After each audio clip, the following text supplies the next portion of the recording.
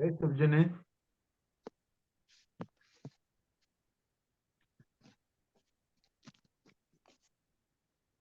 कहाँ गया भाई?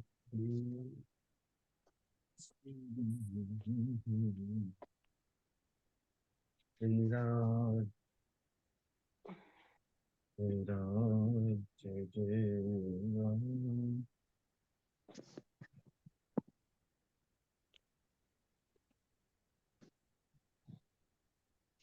भाई प्रारंभ करते हैं सुंदर साथ जी।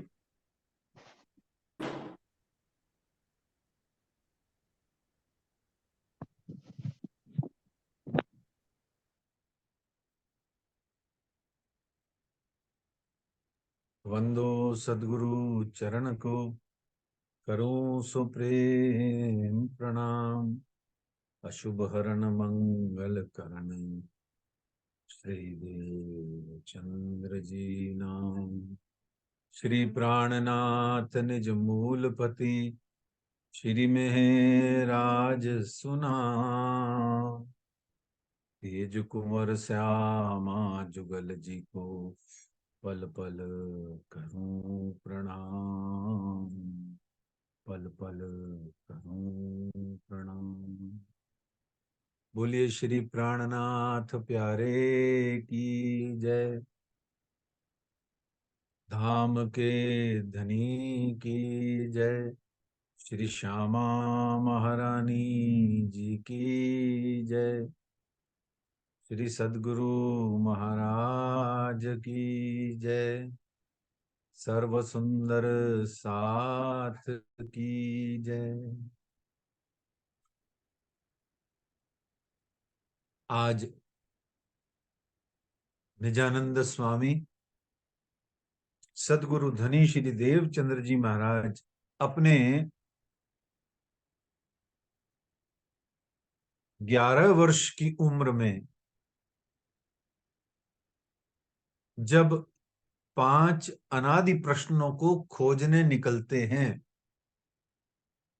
तब उस किशोर देवचंद्र जी के मन में एकमात्र तड़प है, एकमात्र ही उनके हृदय में ललक है कि किस विध अपनी आत्मा के परमात्मा, यानी जिन्होंने मुझे बनाया, मैं कौन कहां से आया, इस एकमात्र लक्ष्य को मैं प्राप्त कर लूं।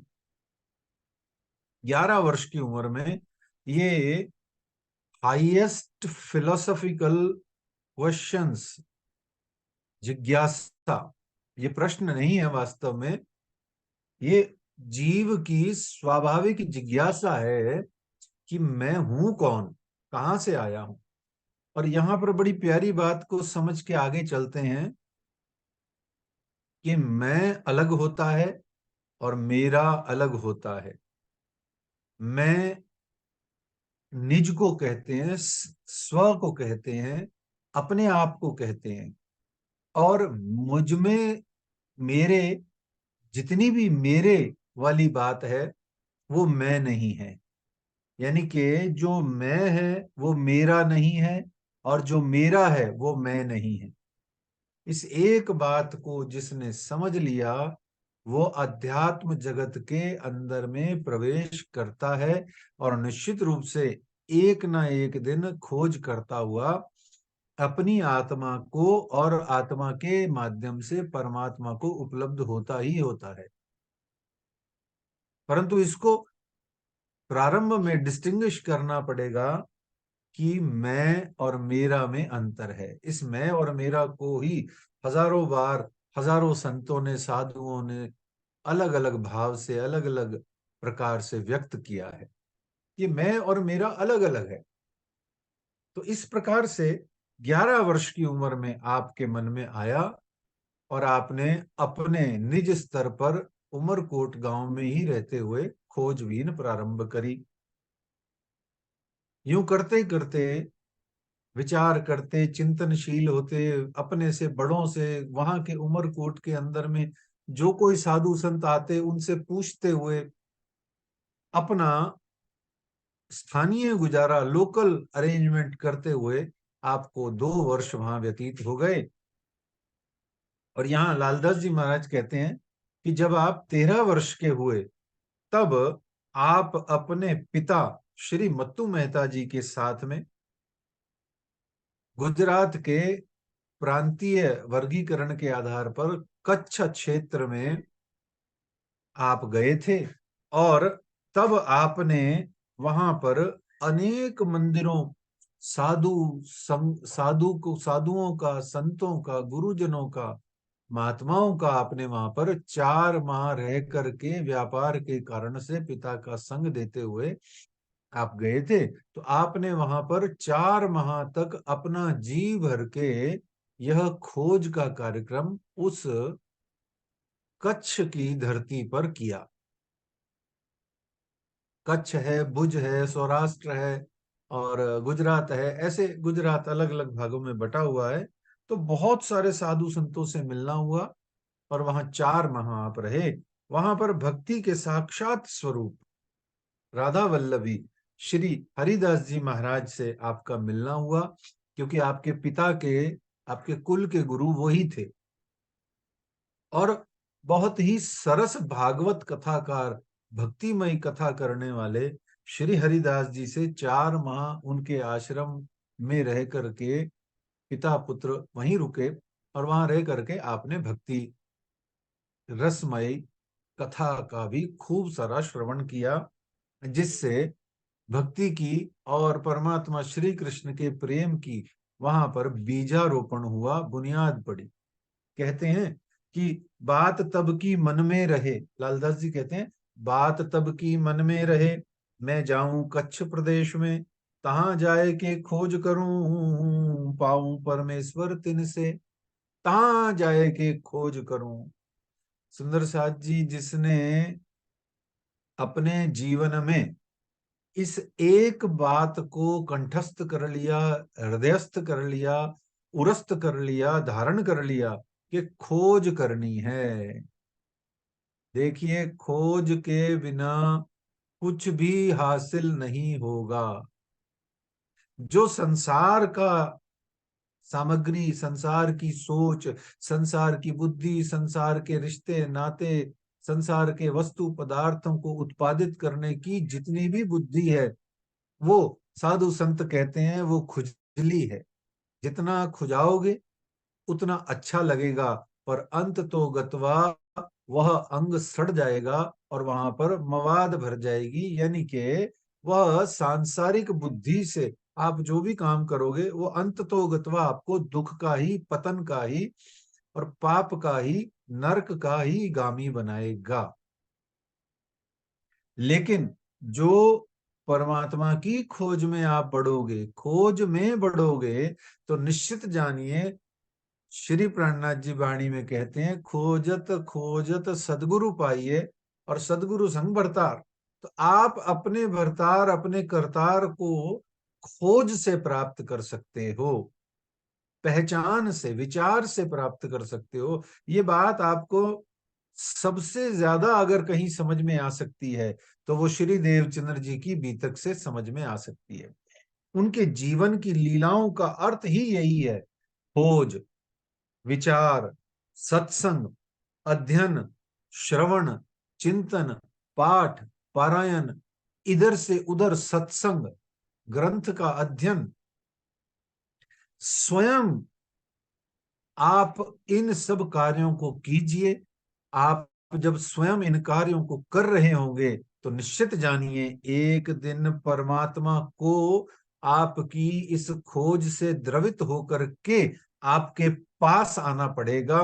आपको परमात्मा के पास जाने की जरूरत नहीं पड़ेगी, परमात्मा आपके पास आएंगे। आना ही पड़ता है उनको, परमात्मा को। लेकिन आपको अपना वादा किया निभाना है। कि क्या है हमारा वादा? कि कहते हैं खोजो, खोजो, खोज बड़ी संसार, तुम खोजो, बिना खोजे कुछ नहीं मिलेगा। सुहागिन तो लो खोज ही, सुहागिनें तब तक खोजती हैं जो लो न पाइए पियू वतन।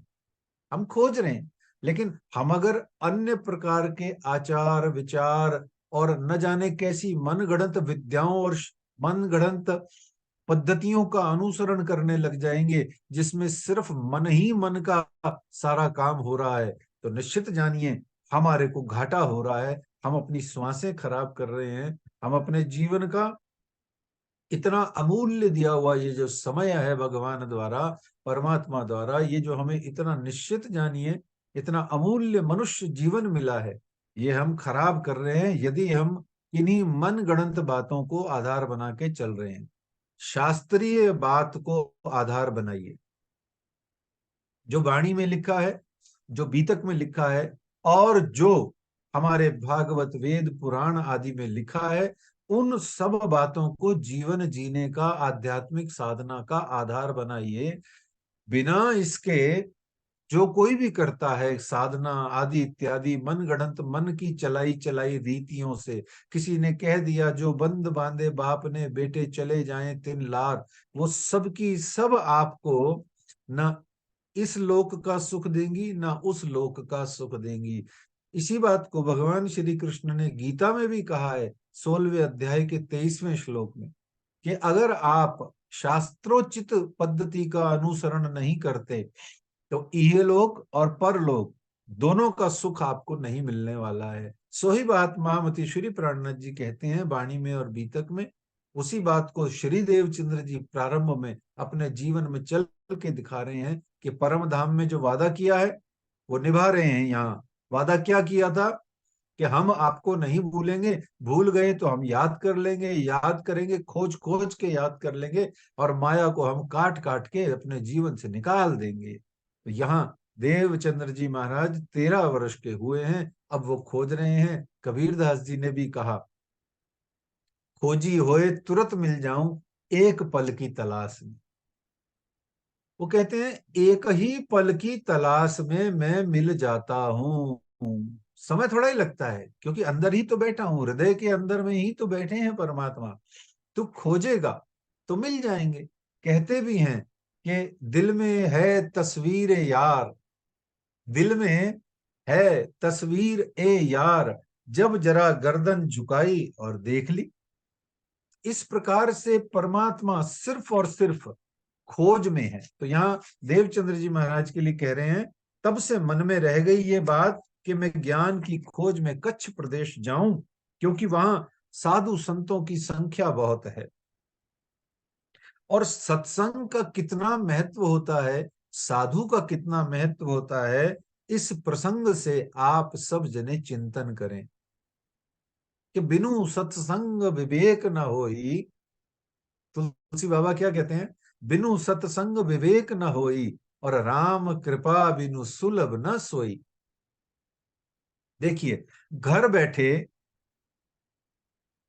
घर बैठे अगर आपको प्रयागराज की त्रिवेणी संगम में स्नान करने का महाफल पुण्य फल चाहिए, और यदि आप ऐसा मन में धारण करते हैं कि श्री गंगा जी, श्री यमुना जी और श्री सरस्वती जी के अंदर में हम स्नान कर पाए, वहां का आचमन कर पाए, कुछ अपने सांसारिक प्रारब्ध को धो पाए, तो आप घर बैठे ही त्रिवेणी में स्नान कर सकते हैं। अगर आप अपने जीवन में सदगुरु, सदग्रंथ और सत्संग को, ये जो त्रिवेणी है, इसमें यदि आप स्नान करते हैं पल पल प्रतिपल, तो इस प्रकार से क्या कहते हैं कि जो साधु है और जो सत्संग है और जो ग्रंथ है, यही त्रिवेणी है वास्तव में। यही गंगा है, यही जमुना है, यही सरस्वती है। साधु, सत्संग और ग्रंथ, सदगुरु के साथ, साधु के साथ, संत के साथ बैठिए। महामती श्री प्राणनाथ जी ने भी बहुत प्यारा कहा, जो माहे निर्मल बाहिर देवे न दिखाई, वाको पार ब्रह्म सो पहचान। श्री महामत कहें संगत कर वाकी, कर वाई सो गोष्ठ ज्ञान। जिसके हृदय में परमात्मा स्वयं बैठे हैं, जो अंदर से निर्मल है, उससे सत्संग करो। सत्संग के बिना कुछ भी नहीं मिलने वाला। ये देवचंद्र जी अपनी बीतक से, अपने जीवन के जीवन से बता रहे हैं, जी करके कह के। हजारों हजारों ऋषियों ने, मुनियों ने, संतों ने, गुरुजनों ने ग्रंथों में सब जगह साधु की, संत की, गुरु की, महात्मा की और उनके सत्संग की, उनके साथ रहने की, उनकी शरण में रहने की, उनके चरणों की, और उनके साथ में उनके मुखारविंद से समस्त ग्रंथों का श्रवण करने की जो महिमा बताई गई है, वो सब की सब आपने खूब खूब सुनी है जीवन में। क्या कहते हैं कि दीनन दुख हरण देव संतन हितकारी, कि ये जो परमात्मा है, ये जो भगवान है, ये दीनों के दुख हरने वाले और संतों के हितकारी हैं। और ऐसे संतों के हितकारी जो भगवान है, जो परमात्मा है, वो समय समय पर इस जगत में अवतार धारण करते हैं। क्या कहते हैं, विप्रसेन विप्रधेनु सुर संत हित लीनी मनुज अवतार। भगवान ने इस जगत में जो अवतार लिया है, वो साधुओं के हित में लिया है। गीता में भी कहा, परित्राणाय साधु नाम विनाशाय च दुष्कृताम धर्म संस्थापनार्थाय संभवामि युगे युगे। और भी कहा उन्होंने, कितनी ही जगह कहा। श्री तारतम बाणी यानी श्री बीतक साहब में भी एक चौपाई है कि रहा खुदाई के वास्ते मेटन को जुल्मात। जो श्री राज्य की राह पर, जो परमात्मा के पथ पर चलने वाले साधु संत, ये जो सुंदर साथ, ये जो ब्रह्म सृष्टि समाज है, इनके दुख हटाने के लिए, इनके दुख हरने के लिए, इनके दुख हटाने का अर्थ हुआ इनके जागनी करने के जो मार्ग में जो बाधाएं हैं, उनको हरने के लिए। बार बार ध्यान रखिए, हमने अगर अपनी दैहिक बुद्धि, शरीर की बुद्धि लगा दी, तो सबका सब वाणी भीतर का भी सबका सब गड़बड़ हो जाएगा, कुछ मजा नहीं आएगा। ये देहिक भाव को नष्ट करके आपके आत्मीय भाव को जगाने वाली वाणी और बीतक है। तो क्या कहते हैं कि जो जागनी के मार्ग में जितने भी दुख व्यवधान बाधाएं हैं, उन सबको हरने के लिए श्री राजी महाराज ने स्वयं जागनी का झंडा धारण किया और आगे बढ़ गए। तो इस तरीके से साधु की महिमा को देवचंद्र जी महाराज बहुत अच्छे से पहचानते थे। कितनी ही प्यारी चौपाई कबीरदास जी महाराज ने कही, एक घड़ी आधी घड़ी आधी में पुनियाद कबीरा संगत साधु की कटे कोटि अपराध। आप विचार तो करिए, कबीरा संगत साधु की कटे कोटि अपराध। एक घड़ी आधी घड़ी, आधी में पुनियाद यानी एक घड़ी 22.5 मिनट, आधी घड़ी यानी 11 मिनट, आधी में पुनियाद यानी 4.5 मिनट। यानी किसी साधु संत महात्मा के पास में आप थोड़ी देर चलते फिरते, ट्रेन में, घर में, उसके पास जाके 2-3 मिनट भी बैठ जाइए। साधु वही है जो आपको सिर्फ परमात्मा से जोड़ता है। और ग्रंथ की चौपाई श्लोक वाणी बोलता है, ना वो दांत फाड़ता है। साधु के दांत दिखते ही नहीं है। क्या खुशी है, किस लिए दांत फाड़ रहा है भाई, किस लिए दांत फाड़ के हंस रहा है? भगवान तेरे अंदर आ गए या तू भगवान हो गया? नहीं। तो साधु को हंसना नहीं चाहिए जोर जोर से, साधु को महिला का स्पर्श भी नहीं करना चाहिए, साधु को भोग के लिए बड़े बड़े थाल भी नहीं देखने चाहिए। रोटी खा, सूखी रूखी मधुकरी खाओ, आराम से आलू टमाटर की सब्जी खाओ, 2 सूखी रोटी खाओ, थोड़ा मन करे तो अचार कभी खा लो। अरे क्या थाल लगा रखे हैं चांदियों के, ये सब साधु के लक्षण नहीं है। साधु को चाहिए सिर्फ रूखी सूखी रोटी, रूखी सूखी खाए के ठंडा पानी पी, उसको ये चाहिए। और यही है त्याग पहला, अन्न पे नियंत्रण, ये साधु का पहला लक्षण है। जिसके अन्न पे जिसका नियंत्रण नहीं, वो काहे साधु, वो तो पैसा मांग रहा है। तो साधु भूखा भाव का, धन का भूखा नहीं। साधु जो ऐसा जीवन जीता है, वह भूखा भाव का, धन का भूखा नाही। और धन का भूखा जो फिरे, सो तो साधु नाही। राज्य ने भी वाणी में कहा, गोविंद के गुण गाय के तापर मांगत दान, धिक धिक पड़ो ते मानवी जो बेचत है भगवान। आप अपने लिए या किसी भी काम के लिए साधु हो तो पैसा मत मांगो। पैसा शब्द ही आपके जीवन में आपको साधुत्व से अलग कर देता है। हाँ, कोई अपने आप दिए जाता है, कोई अपने आप आपको दक्षिणा दान दे रहा है, तो मधुकरी दे रहा है, कोई रोटी प्रसाद दे रहा है, आप ले लो। पर मर्यादा याद रखो, उसमें भी अधिकता नहीं, उसमें भी ऐश्वर्य नहीं आना चाहिए, लग्जरी नहीं आनी चाहिए। आपको कोई ले जा करके साधु को अपने घर के एसी के बड़े सुंदर से डबल बेड रूम में सुला रहा है, आपको अकल नहीं है क्या? आप मत सोइए, आप साधु हो, साधारण जीवन जिए। जो अपने आश्रम में जैसा साधारण जीवन होता है वैसे जीना चाहिए, ये साधु का लक्षण है। ऐसे साधु क्या कहते हैं सुनिए। राम बुलावा भेजिया, दिया कबीरा रोए। क्या कहते हैं? राम बुलावा भेजिया, दिया कबीरा रोए, जो सुख साधु संग में सो बैकुंठ में ना होए।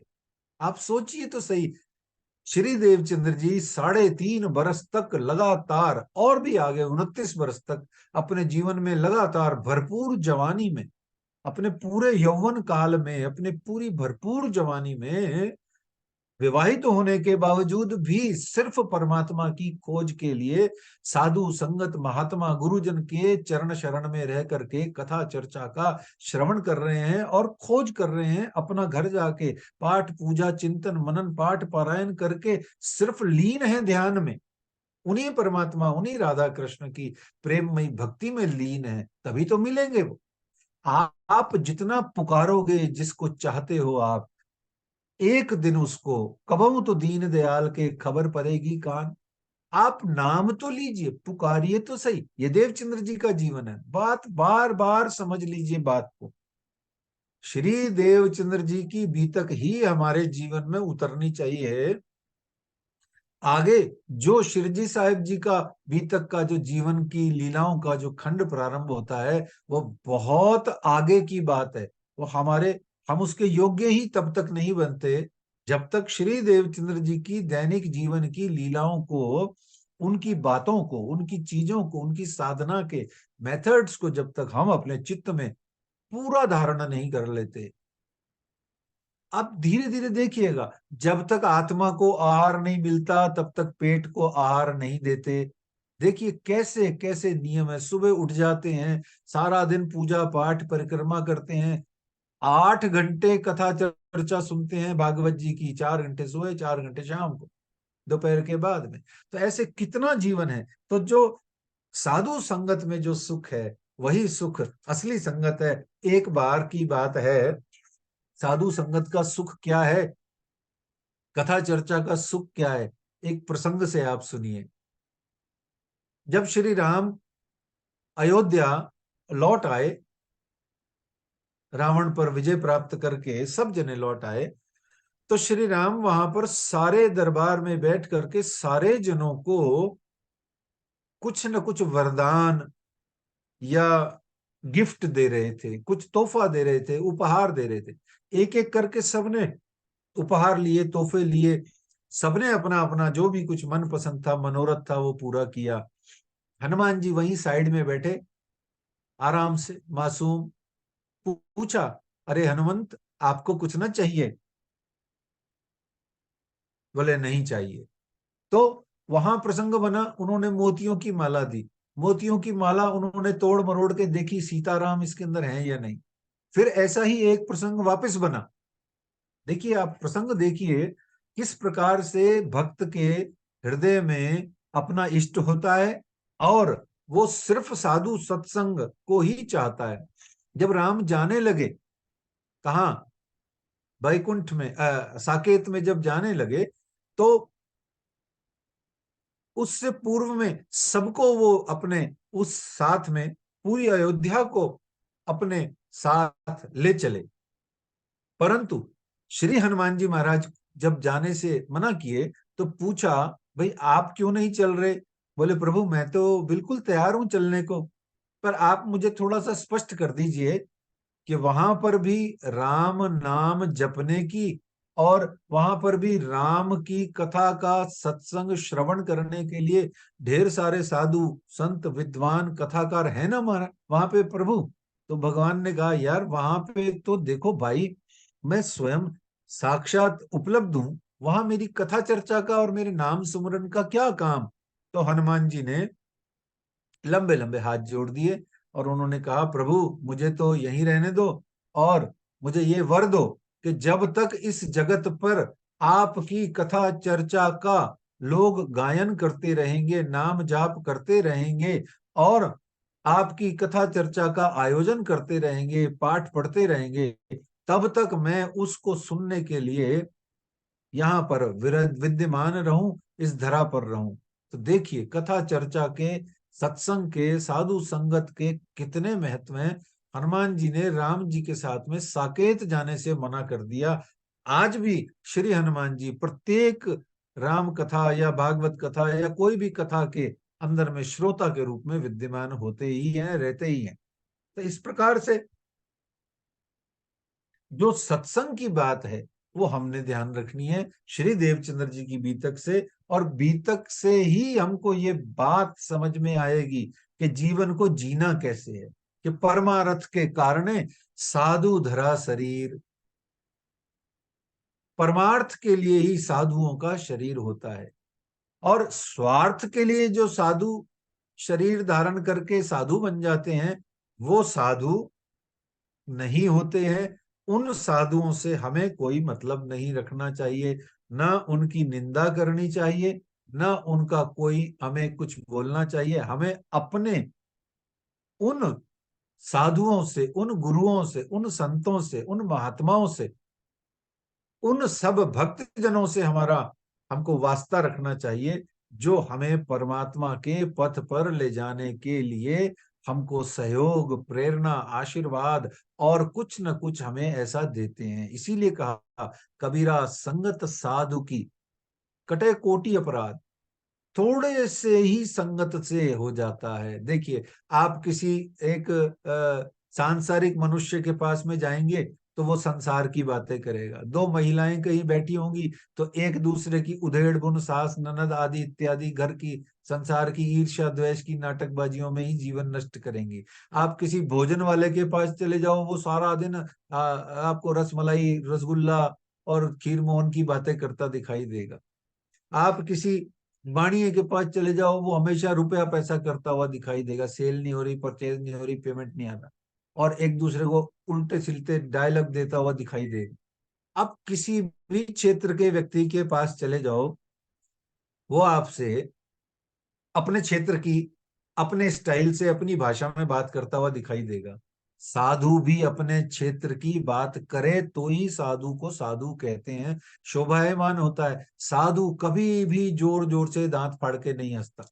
जो इतनी जोर जोर से हंसे और संसार के गृहस्थों का ज्यादा संग करे, उनमें ज्यादा घुले मिले, उनको ज्यादा स्पर्श करे, विशेषकर माताओं बहनों को, समझ लीजिए वह साधु नहीं है। और हमें किसी की निंदा नहीं करनी, हमें खुद को दूर रखना है। क्यों क्यों रखना है? क्योंकि हमें परमात्मा चाहिए, हमें ये संसार की ही हुआ नहीं चाहिए, हमें संसार की रौनक नहीं चाहिए, हमें संसार का ये जितना भी शोशोबाजी है, ये जो कीर्ति है, कामिनी है और कंचन है, हमें ये नहीं चाहिए, हमें परमात्मा चाहिए।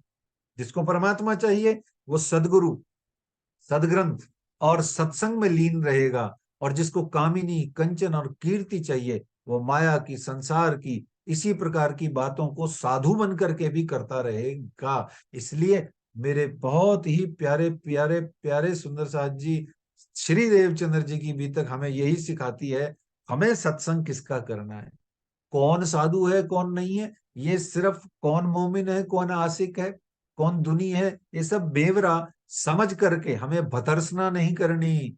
याद रखना, दूसरे को जीव सृष्टि कह के तुम ब्रह्म सृष्टि नहीं हो जाओगे। छोटी लाइन करनी है अगर बड़ी लाइन को, तो अपनी लाइन को बड़ा कर लो। किसी को निंदा करके, किसी को छोटा बना के तुम बड़े नहीं हो जाते। इस प्रकार से मेरे प्यारे सुंदर साथ जी, बार बार, हर बार, हमेशा हमेशा याद रखो, सतर्क रहो, सावधान रहो, सारे गुण लक्षण आदि का अध्ययन मनन करो। भगवान श्री कृष्ण ने गीता में भी दैवी और आसुरी संपदा का वर्णन किया। श्री राज्य महाराज ने वाणी में सुहागनियों के लक्षण भी कहे और कयामत नामा ग्रंथ में मोमिन दुनी का बेवरा भी दिया, और भी बहुत सारी जगह आशिक और दुनी के लक्षणों को व्यक्त किया उन्होंने। लेकिन ये सब करके, पढ़ के, सुन के, समझ के अपने हृदय में धारण करना है। सामने वाले को कुछ कह दिया, कहते से ही समझना आपका आशिकत्व रद्द हो गया। क्योंकि आशिक तो सबको ही आशिक है, सबका ही प्यारा है, सबको ही इश्क करता है, कैसे बुराई कर सकता है। इस प्रकार से श्री देवचंद्र जी का जीवन खोज है, विचार है, सन अनुसंधान है, रिसर्च है, एनालिसिस है, और इसी को जीवन में धारण करो आखिरी सांस तक।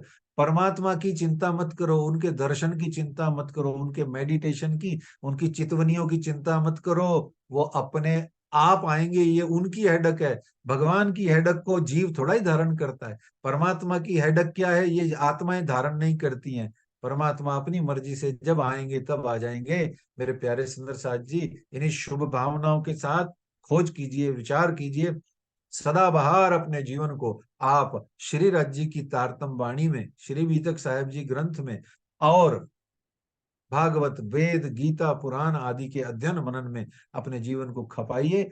ऐसा आज, और कहते हुए हैं, जो खप करे या निध की, सो नाखे आप निखात, श्री मोहम्मद कहें ताएं अखंड फल दीजिए, टालिए संसारी ताप। इन्हीं शुभ भावनाओं के साथ आज के इस बीतक सत्र को, आज के हमारे 2 अप्रैल के बीतक सत्र को यहीं विश्राम।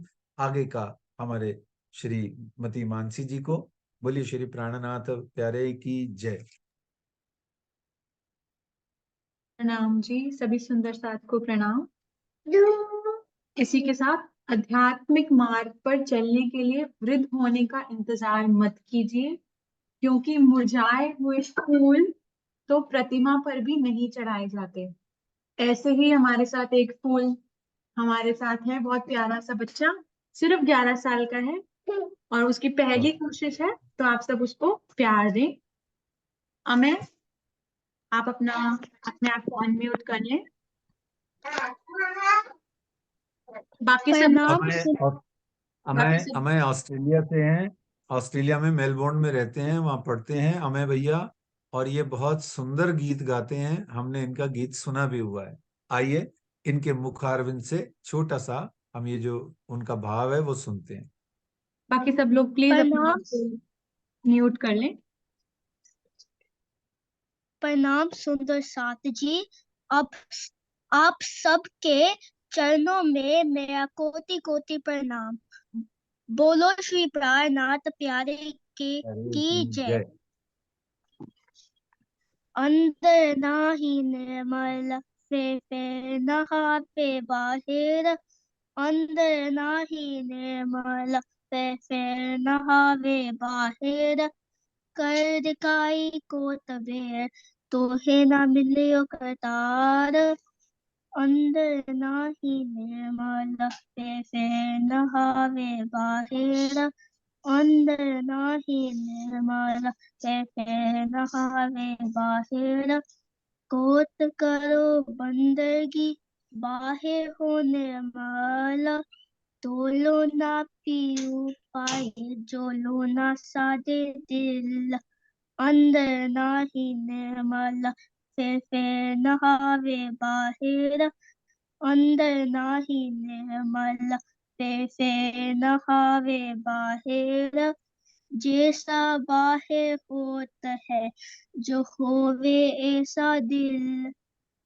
जैसा बाहर होता है जो होवे ऐसा दिल। तो अदकिन प्यूनाया नहीं माहे वह हिलमिल। अंदर नाही निर्मल फे नहावे बाहिर। अंदर नाही निर्मल फे नहावे बाहिर। बोलो श्री प्राणनाथ प्यारे की जय। प्रणाम जी। जय। बहुत ही सुंदर। बच्चों को ऐसे ही, और हमेशा याद रखना चाहिए कि बच्चे, अगर हम प्रारंभ से ही पेरेंट्स लोग यदि बच्चों को इस प्रकार की शिक्षा देंगे कि हमें जन्मदिन पर केक काटना नहीं है, सनातन हिंदू संस्कृति काटने में नहीं, प्रज्वलित करने में या जोड़ने में विश्वास रखती है। हम अपने बच्चों से उनके एंजॉय के लिए बाद में जो भी कुछ वो करें सो करते रहें, परंतु प्रारंभ में जब जन्मदिन हो तो हम प्रयास करें कि हम अपने बच्चों को कोई एक श्लोक, कोई एक आरती, कोई एक चौपाई हम उनको बुलवाएं, और अपने मंदिर में, घर के मंदिर में या आसपास स्थानीय मंदिर में जाकर के उनसे आरती करवाएं, तिलक लगाएं और माला उनसे भगवान को पहनवाएं, परमात्मा को माला अर्पित कराएं, गुरुजन को माला अर्पित कराएं, दक्षिणा अपने हाथ से दें मंदिर में, और गुरुजनों संत जनों को और आरती के माध्यम से अपना जन्मदिन सेलिब्रेट करें। फिर उसके बाद में बच्चे अपना जो एंजॉय करते हैं सो जरूर करें, परंतु याद रखना है, सनातन संस्कृति को जिंदा रखना है। यदि आप हिंदू संतान हैं तो आपको सबसे पहले अपने इष्ट का, अपने भगवान का, अपने परमात्मा का आपको सुमिरन करना चाहिए। यदि हम पेरेंट्स लोग सिखाएंगे तो निश्चित जानिए हमारे बच्चे आगे बढ़ करके इसका अनुपालन करेंगे, और करने के बाद में एक दिन आएगा जब बड़े बड़े मंदिर तो हम बना रहे हैं पर उनमें जाने वाला कोई नहीं रहेगा। लेकिन यदि हम ऐसी परंपरा को इतना, हम पाश्चात्य संस्कृति का बहुत ज्यादा अनुसरण न करते हुए यदि हम ऐसा करते हैं या करते रहेंगे तो हमारे सनातन मंदिरों में इतनी इतनी इतनी हलचल, इतनी श्रद्धा विश्वास लोगों में बढ़ेगा कि हमारे वर्तमान में बने हुए बड़े बड़े भवन भी छोटे पड़ जाएंगे। ये हमें आज से ही ऐसे अमय जैसे बच्चों के जीवन में, और हमारे आरवा ने जो कल गाया था उसके जैसे बच्चों को हमें संस्कृति की शिक्षा देनी चाहिए, धर्म की शिक्षा देनी चाहिए। धर्म, कहते भी हैं धर्मो रक्षति रक्षितः, यदि आप धर्म की रक्षा करोगे तो कल धर्म आपकी रक्षा करेगा। इस प्रकार से अपने बच्चों को संस्कार देते रहना चाहिए। बहुत ही सुंदर, खूब आशीर्वाद अमय को, और बहुत बहुत शुभकामनाएं उसके उज्जवल भविष्य के लिए।